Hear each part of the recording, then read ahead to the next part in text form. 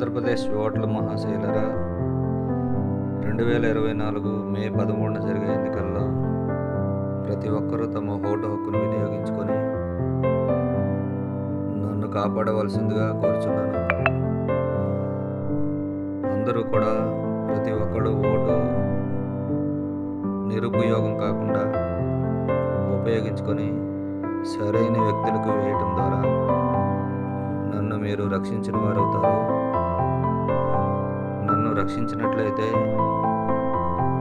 మీ జాతి అంతా కూడా ఎంతో ఆనందకరంగా ఉంటుంది.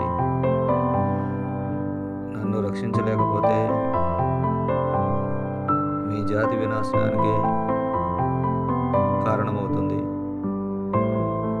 మీరు 2019లో తీసుకున్న ఒక అనాలోచిత నిర్ణయం కారణంగా మీ బిడ్డ అంటూ వచ్చిన ఒక మూర్ఖుడికి ఓటేయటం వల్ల నా బిడ్డలని నరికివేయటమే కాకుండా నన్ను కూడా నరికివేస్తున్నారు.